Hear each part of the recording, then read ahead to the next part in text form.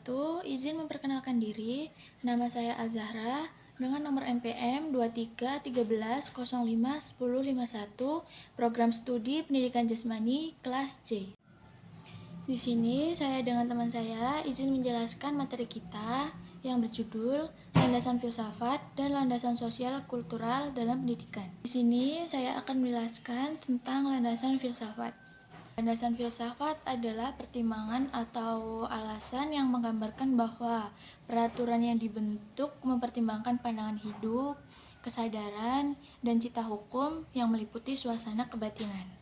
Dalam landasan filsafat juga memiliki aliran-aliran pendidikan, yaitu aliran idealisme, aliran realisme, aliran materialisme, aliran pareanalisme, aliran esensialisme, aliran pragmatisme, dan yang terakhir, aliran rekonstruksionisme.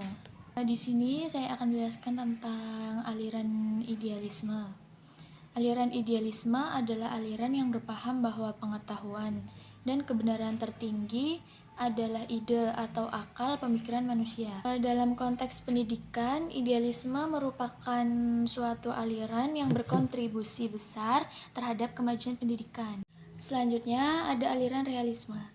Aliran realisme adalah aliran filsafat yang memandang bahwa dunia materi di luar kesadarannya ada sebagai suatu yang nyata dan penting untuk dikenal dengan mempergunakan kemampuan intelektual yang dimiliki manusia.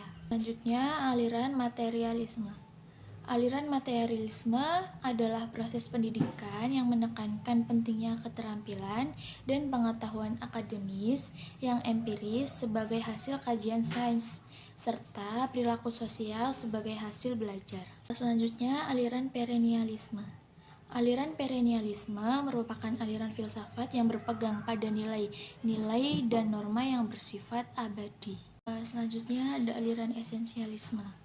Aliran esensialisme merupakan aliran pendidikan yang didasarkan pada nilai-nilai kebudayaan yang ada sejak awal peradaban manusia. Selanjutnya ada aliran pragmatisme. Aliran pragmatisme merupakan aliran yang menekankan pengalaman sebagai dasar pendidikan. Dan yang terakhir ada aliran rekonstruksionisme. Aliran ini adalah aliran mazhab filsafat pendidikan yang menempatkan sekolah atau lembaga pendidikan sebagai pelopor perubahan masyarakat. Perkenalkan, nama saya Usama Hilmi Ramadhani, NPM 2313051009, Fakultas FKIP. Dalam garis besarnya terdapat 4 cabang ilmu filsafat, yaitu metafisika, epistemologi, logika, dan etika. Yang pertama adalah metafisika. Metafisika adalah suatu cabang filsafat sistematis yang membahas keberadaan. Ini berkaitan dengan proses analitis atas hakikat fundamental mengenai keberadaan dan realitas yang menyertainya. Yang kedua adalah epistemologi. Epistemologi merupakan suatu cabang filsafat sistematis yang membahas pengetahuan. Ahli epistemologi mempelajari sumber pengetahuan, termasuk intuisi, argumen, ingatan, pengetahuan perseptual, pengetahuan diri, dan kesaksian. Yang ketiga adalah logika. Logika adalah cabang filosofi yang membahas penalaran. Apa itu penalaran? Penalaran adalah suatu corak pemikiran khas yang dimiliki manusia dari pengetahuan yang ada untuk memperoleh pengetahuan lainnya, terutama sebagai sarana dalam pemecahan suatu masalah. Yang keempat adalah etika. Etika merupakan satu cabang filsafat sistematis yang membahas moralitas.